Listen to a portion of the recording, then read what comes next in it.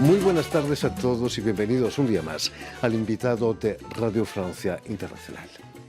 Este martes se estrena en el Théâtre du Gymnase, el Teatro del Gimnasio aquí en París, el espectáculo Romeo y Julieta Tango, con coreografía y puesta en escena del argentino Francisco Leiva, quien desde hace casi 20 años se consagra a la creación y a la investigación en la frontera entre teatro, danza y música.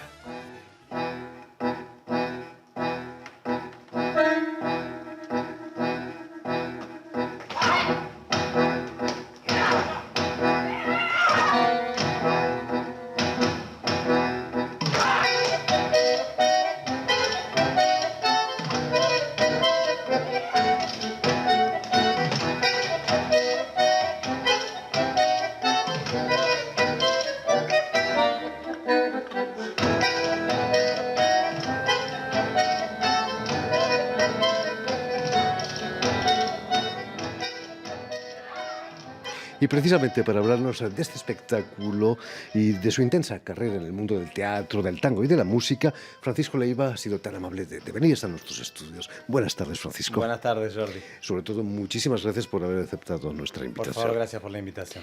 Permíteme, Francisco, que explique a nuestros oyentes que has nacido en la ciudad argentina de Mendoza, donde vas a empezar a bailar en el estudio de danza de Lucía y Valentina Fusari. Pero no era el tango que te interesaba entonces, no era la danza contemporánea, más bien. Yo tenía 16 años y en realidad empecé a bailar justamente danza contemporánea, que era lo que se bailaba allí, pero tampoco se bailaba tanto. Digamos que yo fui el segundo hombre que bailaba en la ciudad casi prácticamente. Eran todas mujeres. De hecho, yo estaba enamorado de una de ellas y casualidad terminé en el estudio, pero luego me enamoré de la danza, por supuesto, ¿no? ¿Estudiabas danza por eso? Porque había una clase de muchas chicas y eras el único chico. No, hay algo de eso anecdótico, pero en realidad no, estudiaba realmente porque tenía ganas de aprender a bailar y era como el lugar donde había que hacerlo, ¿no? Eran dos hermanas que habían estudiado en Buenos Aires y que eran las pioneras en ¿Quiénes eran los ídolos, los bailarines que te gustaban en aquella época? No habían tantos referentes, quizás te diría que tengo como bailarines que me gustan que desde siempre, como Michael Jackson, como, bueno, Fred Astaire y algunos más modernos hoy en día, pero como bailarines contemporáneos tengo más ahora, actualmente, en aquella no tanto, tengo como más aprensión a los directores belgas, a los coreógrafos belgas, Wim van der Keybus, Jean Fabre, que es más artista plástico. Y Pina Bausch, por supuesto, ¿no? No lo hacías tan mal porque te dan una beca para ir a estudiar al famoso Teatro San Martín en Buenos Aires. Me imagino fue una sorpresa increíble para ti, ¿no? La anécdota completa en realidad es que yo quería estudiar teatro en Buenos Aires y me inscribí en el estudio de Ricardo Bartis, que bueno, ya uno de los directores de los dramaturgos argentinos. Y necesitaba estudiar danza gratis porque venía de Mendoza y bueno, no tenía dinero para sustentarme las dos carreras. Y la única forma de hacerlo era estudiar en el Teatro San Martín, que es como la entidad latinoamericana de la danza. Y bueno, rendí una audición sin mucha esperanza en aquel entonces y maravillosamente quedé, me dieron la beca y bueno, pude formarme paralelamente en teatro y en danza. Me contabas que tenías varios compañeros que eran bailarines de tango. ¿Fueron ellos los que te pervirtieron, entre comillas? Sí, un poco sí. Había uno de ellos que me fui a vivir con él, que él estaba más en el mundo del tango y como te contaba hace un momento, que te lo vuelvo a profundizar, es que en realidad ellos me querían llevar a las milongas, que es los bailes sociales, ¿no? Y yo tenía 24, 25 años y no quería porque no había mujeres jóvenes. Eran los 80, los 90 y no se bailaba, el baile todavía no había vuelto a nacer como el baile del tango, ¿no? Y entre los 90 y el 2000 empieza a resurgir. Y ellos me llevaron y en mi casa a las 9 de la mañana pasaban las bailarinas que hoy están bailando por el mundo, todos aprendiendo, era como el lugar en casa por donde pasaban todos. Tuvo un auge entonces, ¿no? El tango durante la dictadura estaba un poco asociado al nacionalismo argentino, ¿no? Estimo que sí, pero también había algo paralelo que entre los 80 estaba el rock and roll, nació el rock and roll, 70 los Beatles, el hipismo y demás, y el tango quedó como un poco de lado. Entonces ahí se dice que hubo como un vacío de 40 años. La época de oro del tango es en los años 30, con todas las orquestas. Y luego con este gran vacío y el tango del bailado lo toman nuevamente los jóvenes desde el 90 junto a las generaciones mayores y hoy en día, bueno, es una danza que está repartida por todo el mundo. Como actor vas a tener como maestro, nos decías, a Ricardo Bartís. Un bailarín de tango imagino que debe ser un buen actor también, ¿no? ¿No? Yo te diría que un artista que se va a subir a una escena tiene que saber actuar. Bailarín de tango, bailarín de danza contemporánea, clásica. Me parece que es fundamental porque bueno, sobre todo lo que nos enseñaba este director, que es como el papá de los dramaturgos, era como a dirigirnos de algún modo y a tener un trabajo que fuera formal, pero a la vez totalmente verídico, como que no había que actuar, sino ser de algún modo, obviamente encarnando diferentes personajes, lo cual, lo cual es un estado en realidad que el bailarín me parece que tiene constantemente que tener, que es estar en el lugar. Siempre dicen que los bailarines les quedan las caras como sin una sola expresión para siempre, pero creo que es bueno, que es simplemente una falta de información de poder aflojar y poder estar un poco más presente. Después de esos estudios vas a venir a Europa. ¿Vas a venir a Europa a estudiar danza también o no? ¿O era para profesionalizarte, Bueno, quizás? termino la carrera del San Martín y la carrera con Ricardo Bartis y sí, vengo a París en aquella época porque quería estudiar con Caroline Carlson, que tenía su atelier acá. Yo la había estudiado en San Martín. Gran coreógrafa. Era gran, sí, sí, hito, ¿no? Descendente de Nicolais. Y en aquel entonces yo hice un primer viaje en el año 99-2000. El Centro Nacional de la Danza, si no me equivoco, acababa como de abrir o estaba empezando y ellos proponían un montón de seminarios muy, muy interesantes en la época. Estaban ahí en el centro de París y yo pude acceder a esta formación porque, bueno, en aquel entonces tampoco había tantos hombres y sobre todo que había una facilidad económica también, una apertura, estaban como también ellos en la búsqueda, me parece, de cuál sería su camino, que hoy en día ya es una entidad gigante que está ahí en Pantin, dirigida por Mathilde Monnier hoy en día, ¿no? Fantástico centro dedicado a la danza. Antes de instalarte definitivamente aquí en París, pasas por Madrid, ¿no? Quizás hay menos ambiente tanguero en Madrid que en París. Sí, en Madrid me parece que es más el flamenco, ¿no? Lo que está, como que tiene una danza muy fuerte, muy, muy propia. Y el tango es como un ambiente muy cerrado, muy pequeño, que no evoluciona, según yo veo allí. Y ahí entonces estuve más relacionado con el teatro.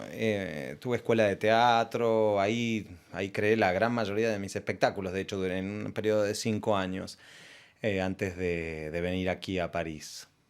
Y en París te instalas y vas a crear tu propia escuela de tango también, ¿no? Sí. Que ha sido declarada de interés por la embajada de Sí, se Argentina en llama, bueno, París. École de Tango de París. Exactamente. Y en realidad la intención justamente era pluralizar un poco, intentar que hubiera un lugar en donde convergieran todas las ramas del tango y no solo una pareja dando lo que sabía hacer. Entonces es un poco una búsqueda global que en un principio es de danza y se va a convertir, y va a haber una parte de música. Entonces, bueno, sí, el gobierno de Mendoza la declaró de interés, la Embajada Argentina, el año pasado nos dieron el label europeo de la Comunidad Europea. Y bueno, y viene avanzando bastante bien el proyecto, es más una institución y de hecho desde ahí se está como también gestando esta asociación, mi compañía ha entrado un poco en esta asociación con la cual hacemos Romeo y Julieta, todos los bailarines son como los mejores bailarines que hay aquí en Europa, profes de París, algunos, varios argentinos. Entonces se está tomando como una amplitud bien interesante. Hay un verdadero interés de los franceses por el tango, ¿no? Yo creo que París es la segunda capital del tango en el mundo, ¿no? ¿Es París? Sí, Con se dice permiso de que... Montevideo. Nos van a matar los uruguayos. Se dice que París es la mamá y el papá es Buenos Aires, míticamente, pero eso es porque vino en los años, no sé no exactamente, cuando aparece el tango en Argentina, lo toma luego la burguesía francesa y por eso se hace un poco internacional y gracias a Piazzolla, Gardel, a espectáculos como Forever Tango, se internacionaliza un poco, pero yo creo que hay algo de la idiosincrasia parisina que tiene bastante que ver con la Argentina, que es algo de intentar encontrarse con el otro y a la vez con una formalidad, porque de algún modo el tango tiene una especie de elegancia formal que le va muy bien, me parece, a la ciudad luz. Curiosamente, gracias a la dictadura argentina, muchos de los artistas, bailarines, intelectuales vienen a París, ¿no? Quizás en los años 80. Sí, sí, lamentablemente. Lamentablemente, claro. Lamentablemente, y me imagino Afortunadamente para nosotros. Claro, claro.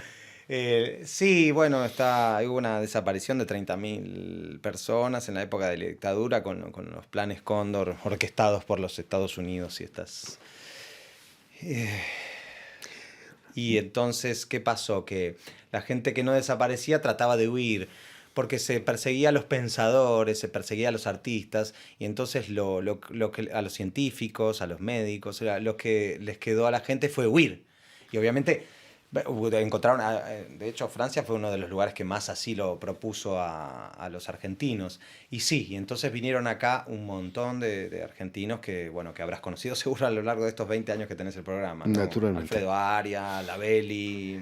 Estaba claro que a los militares les gustaban más las marchas militares que el tango, seguramente. Sí, sin lugar a dudas. Francisco Leiva, volviendo a Romeo y Julieta Tango, que presentas en el Teatro del Gimnasio, ¿cómo surge la idea de inspirarse en la obra de Shakespeare? O me decías quizás en el West Side Story de Leonard Bernstein. Bueno, surge de la idea de querer de unir un poco lo que hago, que es la dirección teatral y el baile, y en realidad también surge porque yo tengo la impresión que hace años que no hay espectáculos de tango. Hay una fórmula que se repite, un poco lleno de polvo, diría, los espectáculos antiguos, del malevo, la puta. El tango para exportación. Para ¿no? exportación, que es el mismo espectáculo que se repite, se repite, se repite. Y yo quise contar como historias a través de este baile, ¿no? Y entonces surgió, bueno, hace unos años hice Cuando Dora conoció a Picasso, también contadas del tango, que es la historia de Dora Maar y Pablo Picasso. Y Romeo y Julieta tiene como aspectos como muy importantes como la muerte, el engaño, el odio, el amor, que están bastante plasmados también en el tango, ¿no? Entonces surgió la idea de hacer un espectáculo un poco que conservara un poco todos los tintes de los espectáculos internacionales, pero que a la vez tuviera un poco más de profundidad. Es cierto que el proceso de creación lo lleváis a cabo en España.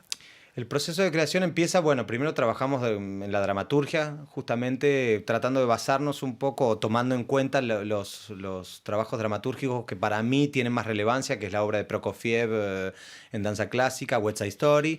Entonces hay un primer trabajo de dramaturgia que hacemos y luego hacemos audiciones en toda Europa y terminamos trabajando en España, en Madrid, porque Canal Dance allá nos apoya y la mayoría de los bailarines que escogimos eran de allá en aquel momento.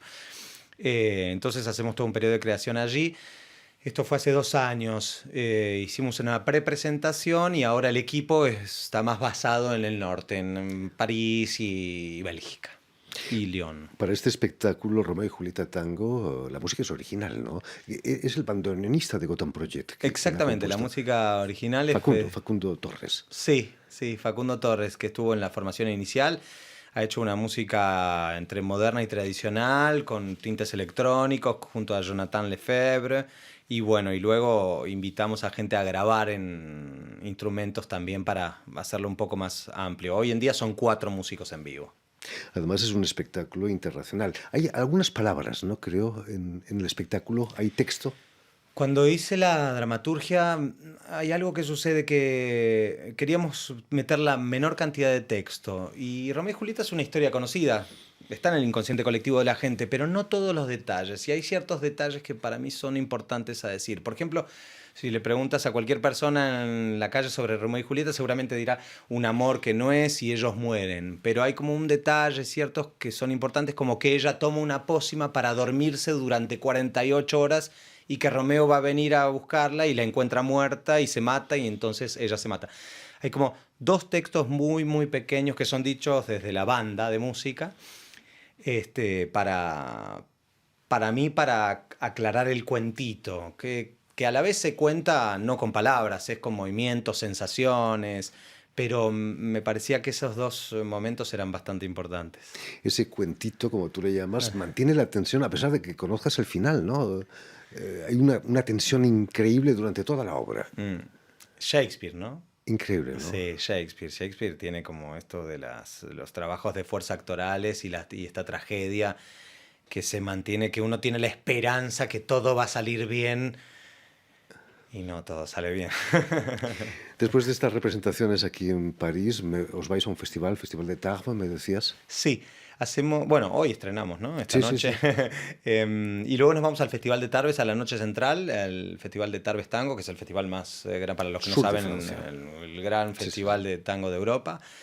Y luego volveremos a París, estimamos, en noviembre. Estamos viendo algunas cosas que se deberían concretar esta noche, que no voy a contar por ahora, hasta que no se concreten. Y la próxima parada sí es en Tarbes. En fin, pues muchísimas gracias, Francisco Favor. Leiva, por haber estado aquí con nosotros. Mucho éxito en el Teatro de Gimnàs para este estreno. Y permíteme también que dé las gracias a Vanessa Loiseau y a Suel Kedir, quienes están detrás de los cristales, al tanto de la realización del programa, y enviar un cordial saludo a nuestros telespectadores, porque también los tenemos, que nos siguen en toda América Latina gracias a una cadena de televisión uruguaya. ¡Wow! Fantástico. Que se llama Canal U y emite desde Montevideo, en Uruguay. Muchísimas gracias a ustedes también por habernos seguido y les damos cita para una nueva edición del invitado de Radio Francia Internacional.